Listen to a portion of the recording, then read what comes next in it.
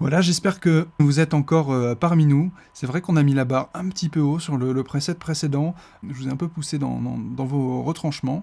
Il peut être utile quand vous êtes face à une architecture aussi complexe de vous faire un petit schéma avec les oscillateurs, les filtres et les différents éléments de modulation pour mieux cerner l'architecture.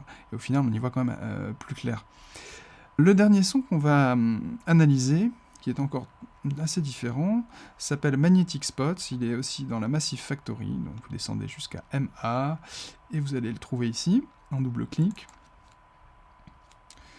À nouveau, les macros s'affichent, Wavetable Position, Pitch, Damping, Phase, FX Mix, Reverb Size, Glide, Motion. Ce qui est bien, c'est que maintenant, avec votre niveau d'expérience, rien qu'en lisant les intitulés des macros, vous avez une idée des probables paramètres sur lesquels ces macros vont être branchés. C'est donc le métier qui rentre. Alors, avant toute chose, écoutons ce son.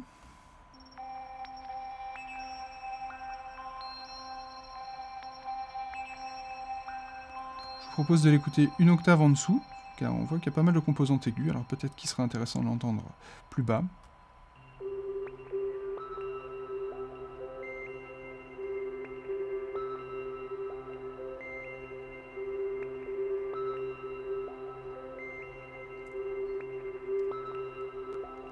Voilà, donc là aussi, il se passe pas mal de choses. Ce qui doit vous sauter aux oreilles, c'est l'ambiance acoustique qui est extrêmement marquée. Vous voyez que la macro Reverb Size est présente, ce qui nous indique qu'il y a quand même une utilisation de reverb assez immodérée. Passons dans la vue synthé. Alors, encore pas mal de choses. On fait notre petit tour d'horizon, comme d'habitude, maintenant. Oscillateur 1, oscillateur 2, oscillateur 3... qui sont accordés de la même manière. On voit qu'ici il se passe quelque chose au niveau de l'oscillateur 2. L'oscillateur de modulation est allumé et il semble contrôler une seule chose. Bien que il n'y ait pas de différence. Alors on va voir un petit peu plus tard. Le filtre 1, il passe 2, filtre 2, double notch avec encore pas mal de contrôle. Alors on va prendre les choses dans l'ordre. On va écouter notre oscillateur 1, désactiver le reste.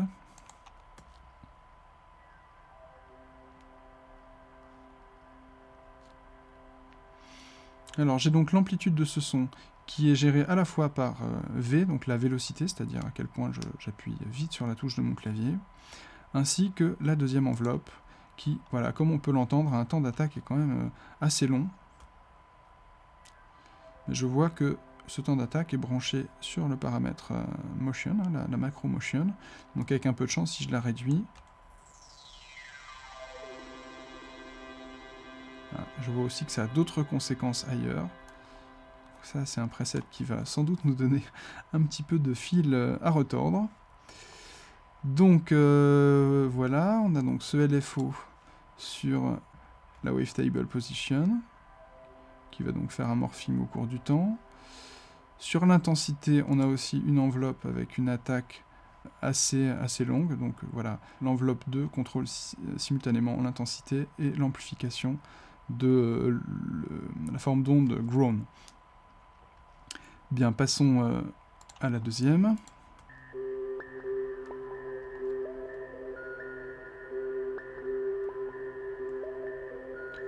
Alors c'est intéressant ce qui se passe. Donc j'ai ma macro 2 qui va me permettre de changer le pitch. Hein, et on a une amplitude de 7 demi-tons. Wavetable Position qui est contrôlé par le LFO6 qui a une forme semi-aléatoire.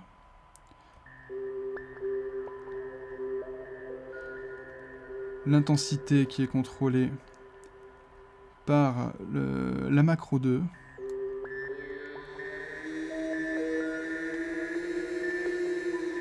Donc voilà, vous voyez que la macro 2 contrôle deux paramètres qui n'ont absolument rien à voir, le pitch de l'oscillateur 2 et l'intensité.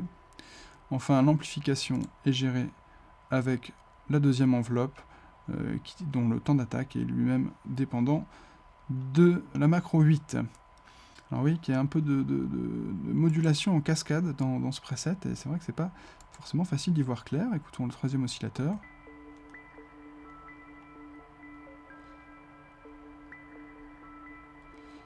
Idem, hein, Wavetable Position contrôlé par la macro 1. Donc on a du morphing, qui module aussi l'intensité, notre macro 1, et l'amplitude de l'oscillateur 3 est dépendant de la vélocité, donc de la vitesse d'enfoncement de la touche sur le clavier. Alors, on va réécouter tout ça ensemble. Alors peut-être pour bien entendre l'action de l'oscillateur de modulation sur l'oscillateur 3, je vais désactiver oscillateur 1 et 2.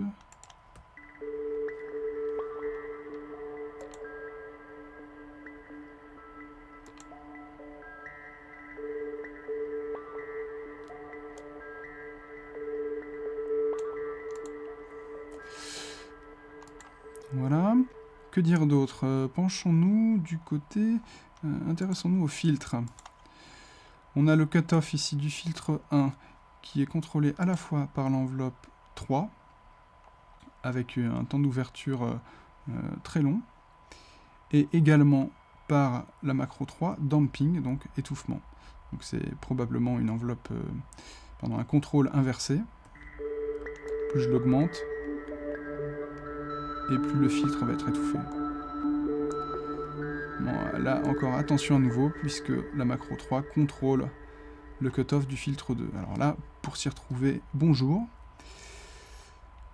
Le cutoff du filtre 2 est contrôlé donc par notre step séquenceur. Ça c'est important, c'est vraiment la marque de fabrique de ce preset. Donc on a une résonance assez marquée, hein, qui est assez élevée, ce qui fait que le filtre rentre en auto-oscillation. N'oubliez pas que quand je pousse la résonance, on commence à entendre les harmoniques du son, presque comme des notes à part entière. C'est ce qui se passe ici. On peut suivre le parcours.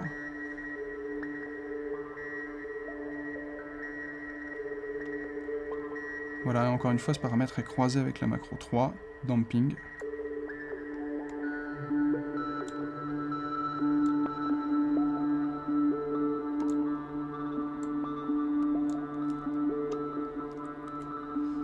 Bien, alors au niveau des effets, on a une réverbération qui est contrôlée, dont le dry wet est contrôlé par la macro 5, FX Mix, bon là c'est assez lisible, dont la taille est contrôlée par la macro 6, Reverb Size, là aussi c'est pareil, c'est lisible, il n'y a pas de difficulté. Et le delay est contrôlé aussi par la macro 5, FX Mix, c'est-à-dire que sous la même macro, on contrôle la quantité de plusieurs effets simultanément. On va maintenant aller faire un petit tour du côté de la macro numéro 7, le glide. Alors vous vous rappelez, le glide, on en a parlé tout à l'heure dans un précédent tutoriel. On avait vu sur le mini brut où est-ce que ça se trouvait, et on avait été voir ensuite dans Massive, et ça se trouvait du côté de la fenêtre oscillateur dans laquelle j'avais ici la partie glide. Mais là, oh surprise, je ne vois pas de petit set affecté ici. Donc le glide doit être branché autre part, hein, parce que j'entends bien un glissement. Mais alors qu'est-ce qui glisse? Eh bien en fait, ce n'est ni plus ni moins que mon filtre qui est en auto-oscillation, car il y a une valeur de résonance très élevée, donc qui est contrôlée par le performer. Et en fait, mon petit set, il est branché ici. Glide modulation, c'est-à-dire qu'au lieu de passer brusquement de l'un à l'autre, eh ben, j'ai un glissement. Un glissement, mais au niveau du step séquenceur et non plus au niveau de l'oscillateur comme on l'avait vu auparavant.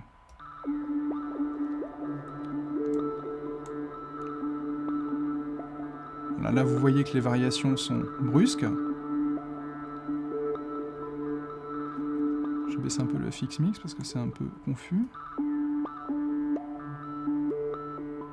Voilà, je monte le glide.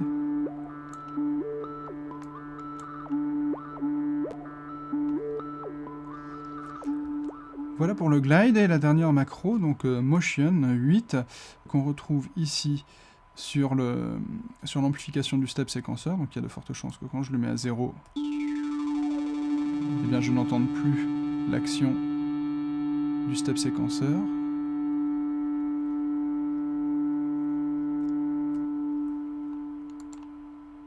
Il est branché également sur le Performer 7, sur le LFO 6, et c'est tout pour le moment. Donc vous voyez encore un patch bien compliqué, bien riche, et avec des associations de commandes qui sont assez surprenantes, mais qui musicalement marchent bien et qui rendent le preset assez chouette à jouer.